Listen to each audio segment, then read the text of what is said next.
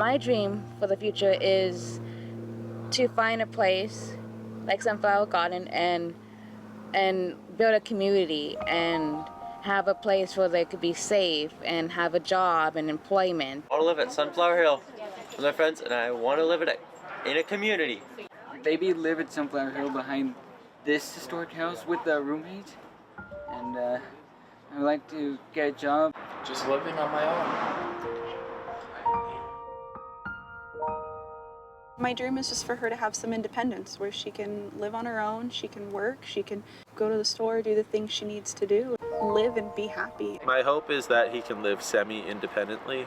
It's my dream that Scott will end up living in one of the 2 Sunflower Hill developments. I do have a dream for Corey, and Sunflower Hill is, I believe, the answer for that.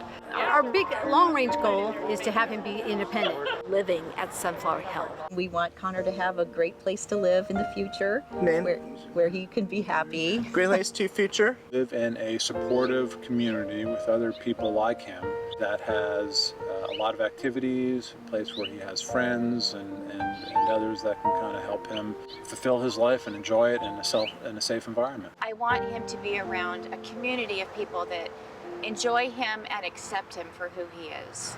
Everybody deserves a place to live, and every parent deserves a restful night's sleep, knowing that whatever happens to them, that their special need individual will be safe. Sunflower Hill represents an energy of community where there are a number of parents and other people who are associated with people who have disabilities to work together. Find a place where he can live that's secure, but also structured and gives him that ability to thrive independently. Where he can have a stimulating life, where he can do things that he enjoys to do. To have the same experiences that a typical 20 or 30-year-old would have is to not live at home and To live at Sunflower Hill and be happy. They're his friends, and that's who he wants to live with. And Patrick wants the exact same opportunities. I think deserves them. That they grow up to be healthy and they grow up to be happy. But when you have a child with special needs, that's not always so easy. Life is full of challenges even for typical children. But for one with special needs, there are even more challenges. Most everyone has heard about the autism explosion. 1 in 68 individuals nationwide are diagnosed with autism now. There are 900 individuals with special needs in Livermore alone who need housing, 700 in Pleasanton, 600 in Dublin. I'm not going to be here to be with him forever. So that is the thing that gives all special needs parents a tremendous amount of anxiety. When we started talking about what a residential community could look like 5 years ago, we thought, okay, it's like senior living. And we coined the phrase an intentional community. We are intentionally creating a place where our kids can live, exist in a safe environment, but also be a part of a greater community. so much changes for special needs individuals by the time they reach the age of 22. They're out of the school district and there are few programs and opportunities available to them. Along our journey, we also said, you know what? A residential community isn't enough. They have to have a place to work, a place to go, a way to thrive. And we were able to create our garden at Hageman Ranch that is now offering vocational training for individuals with developmental delays. Welcome to the Sunflower Hill Gardens. 3 years ago, the city of Livermore put out an RFP for this property here. This was a field of weeds. I had just gone to the Edible Schoolyard Academy.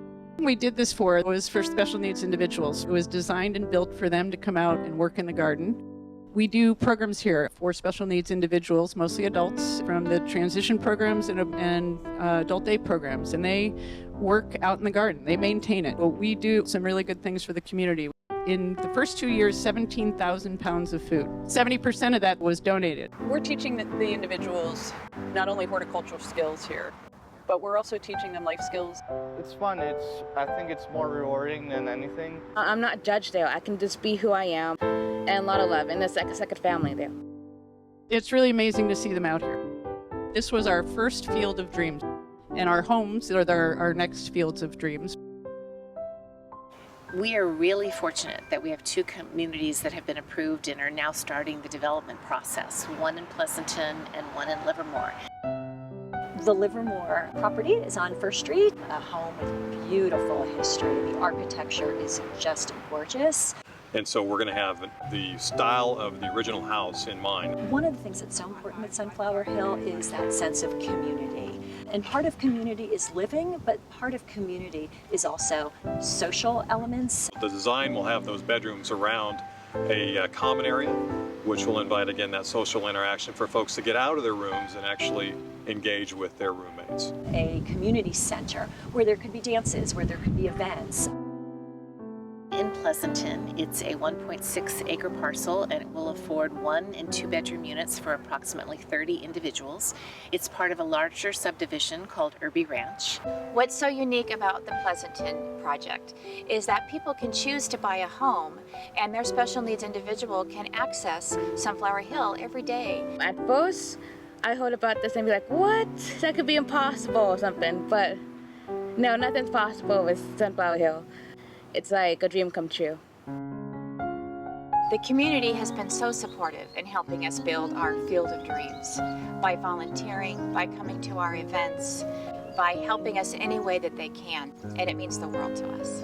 I'd like to thank Sunflower Garden Hill. Thank you, Sunflower Hill. Thank you, Sunflower Hill. Thank you, Sunflower Hill. Thank you, Sunflower Hill. Thank you, Sunflower Hill. Thank you, Sunflower Hill. Thank you, Sunflower Hill. We appreciate your help. Thank you, Sunflower Hill. Thank you.